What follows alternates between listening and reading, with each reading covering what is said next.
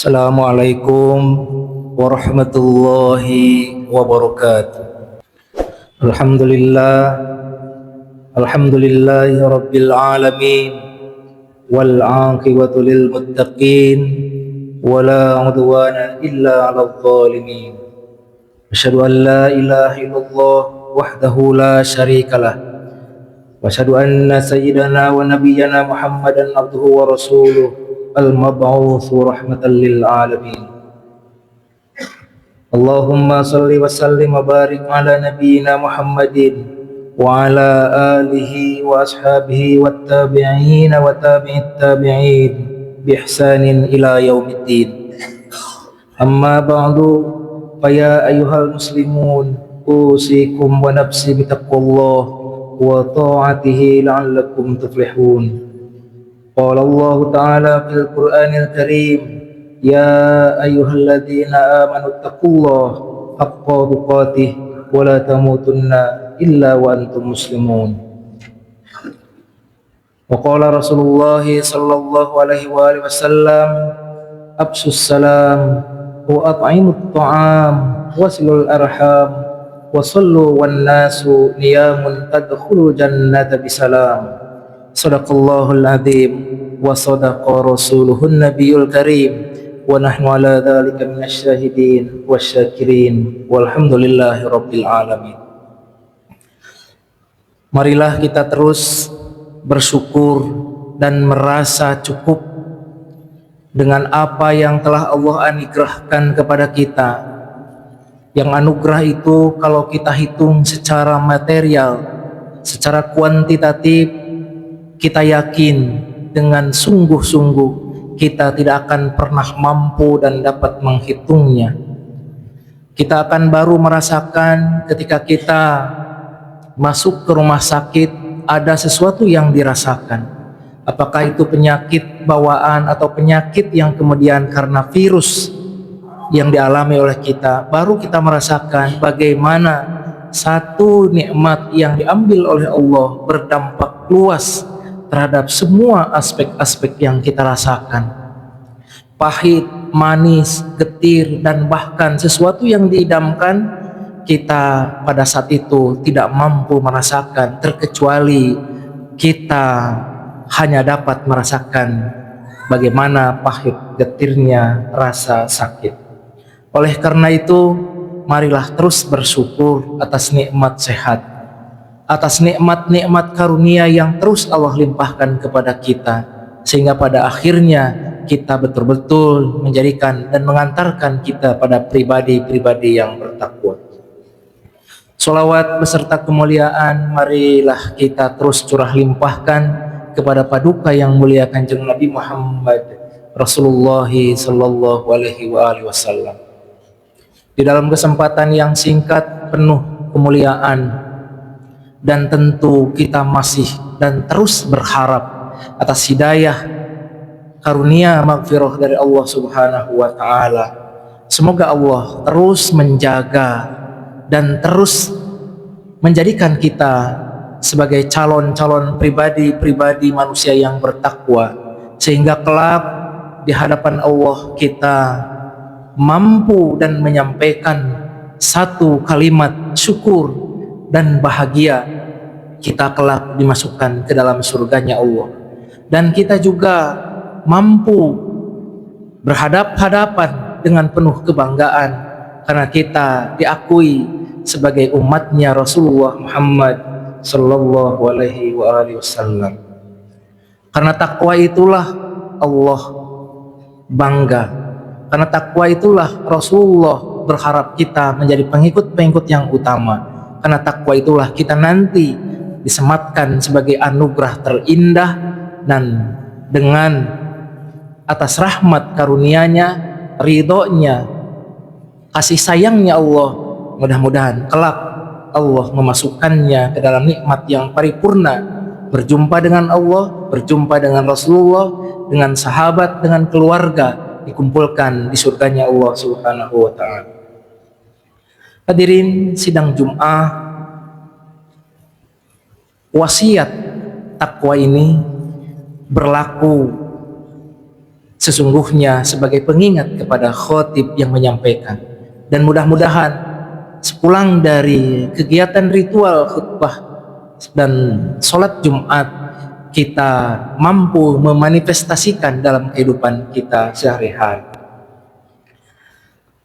Jamaah sholat Jumat rahimakumullah, kita semuanya ingin dan bercita-cita masuk surga. Oleh karenanya kita dengan segala daya dan upaya, walaupun kita ngantuk, walaupun kita inginnya bersandar leha-leha, lalu kemudian kita berjalan, bergerak memenuhi panggilan untuk melaksanakan ibadah sholat Jumat. Dan itulah salah satu yang kemudian harapan kita, bahwa kita ingin masuk ke dalam surganya Allah Subhanahu wa Ta'ala.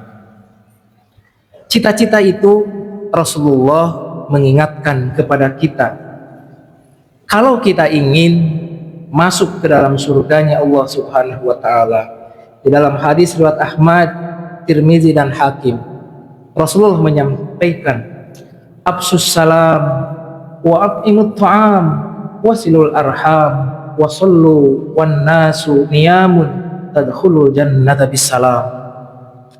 Wahai sekalian manusia, sebarkanlah salam, berikanlah makanan, jalinlah silaturahmi, dan sholatlah pada malam hari ketika orang-orang tengah tidur, maka kalian semua akan masuk surga dengan selamat. Oleh karena itu, 4 hal yang disampaikan oleh Kanjeng Nabi Muhammad jika kita bercita-cita, berkeinginan ingin masuk surganya Allah Subhanahu wa Ta'ala.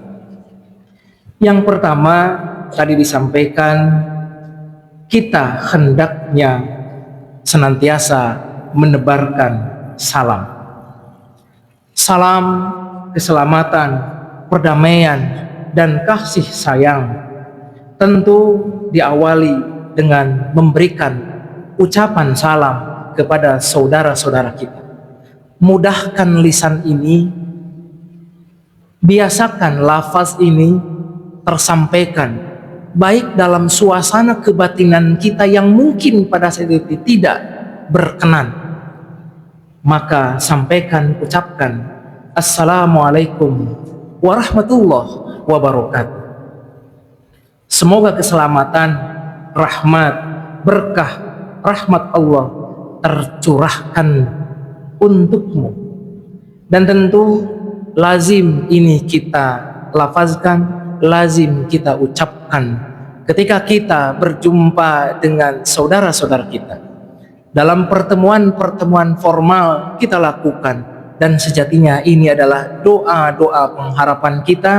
Dan Allah menjanjikan melalui informasi dari Rasulullah Sallallahu Alaihi Wasallam bahwa yang absus salam, yang senantiasa menyampaikan salam baik secara lisan, apalagi bagaimana salam termanifestasikan dalam kehidupan kita, yang tercermin kehidupannya yang damai, yang senantiasa menebarkan kasih sayang, yang senantiasa terus menjalin bagaimana kita mencintai saudara-saudara kita, baik dalam keadaan lapang maupun dalam keadaan sulit.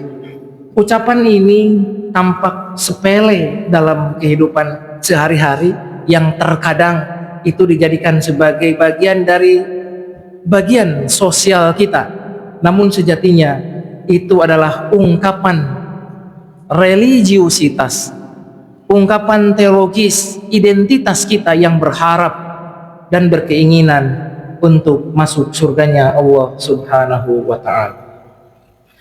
Maka hadis di atas tentu memberikan makna yang berlawanan, bahwa Allah, Rasulullah tidak suka kepada mereka-mereka seorang muslim yang membenci, saling menegasikan, saling menghujat sesama muslim, menebarkan permusuhan, kebencian, dan tentu itu akan berdampak kepada hubungan silaturahmi yang renggang.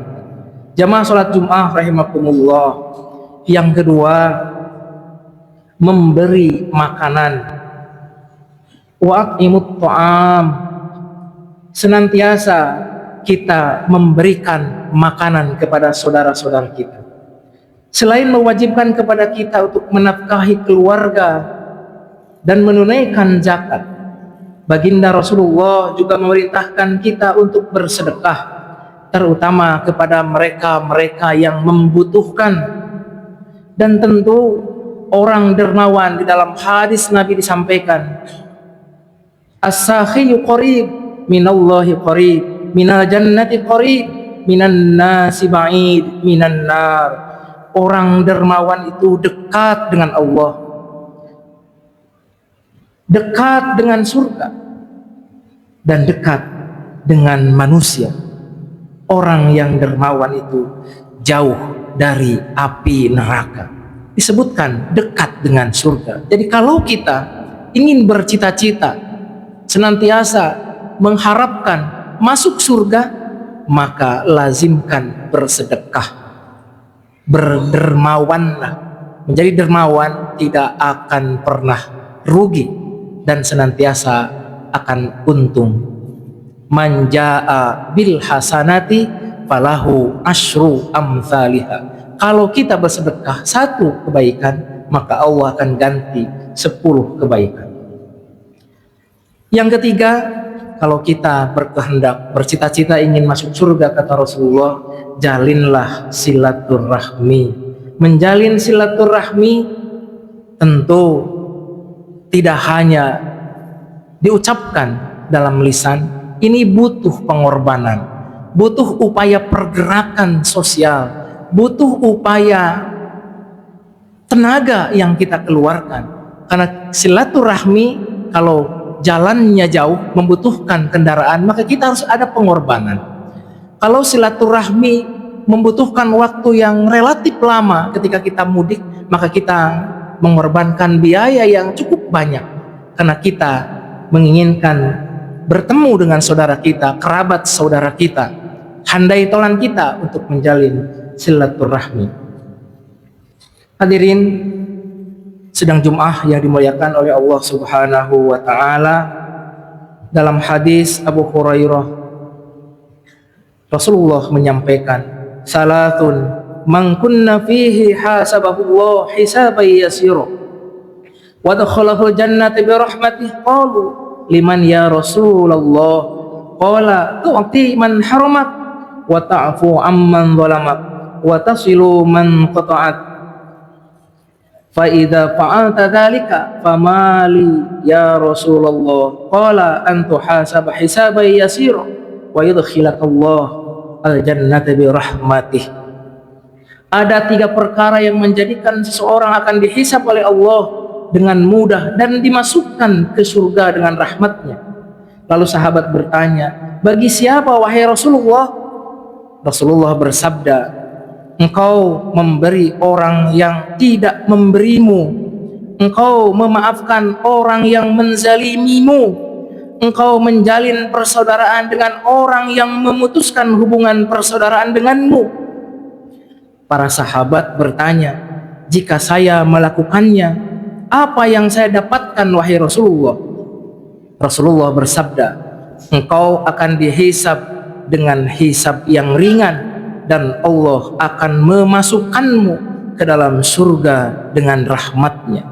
Jadi kalaupun toh kita meminta maaf, andaikan dia tidak memaafkan, andaikan toh kita yang dizolimi lalu kemudian dimaafkan, maka kata Rasulullah tidak hanya dimudahkan dalam hisabnya, Allah akan permudah jalannya masuk ke dalam surga.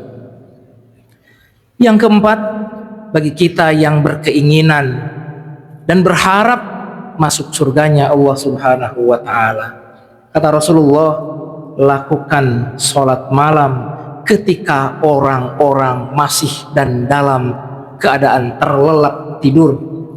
Sholat malam ini sholat yang spesial karena dilakukan orang-orang yang spesial. Sholat malam ini adalah suatu perjuangan, perjumpaan dengan Allah manakala ia sedang terlelap dalam kelelapan indahnya dunia, dalam keadaan istirahat, lalu kemudian ia melaksanakan ibadah. Dalam sholat malam, ibadah tak terlihat.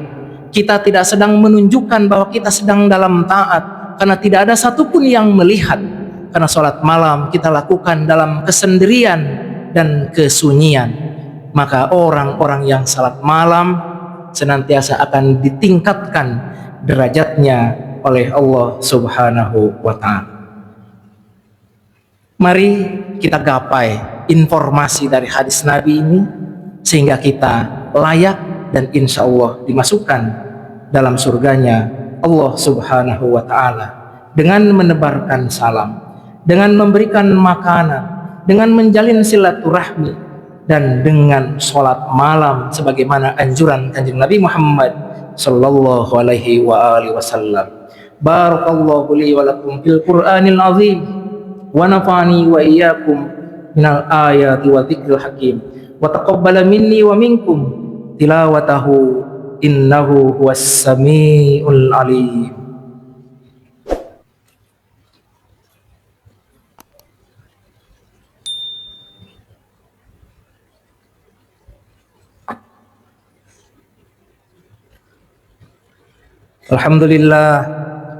Alhamdulillahilladzi an'amana bi ni'matil iman wal islam. Wassalatu wassalamu ala nabiyyina Muhammadin khairil anam wa ala alihi wa ashabihil kiram. Asyhadu an la ilaha illallah al-malikul quddusus salam wa asyhadu anna sayyidina wa habibana Muhammadan abduhu wa rasuluhu sahibus syarafi wal ikhtiram.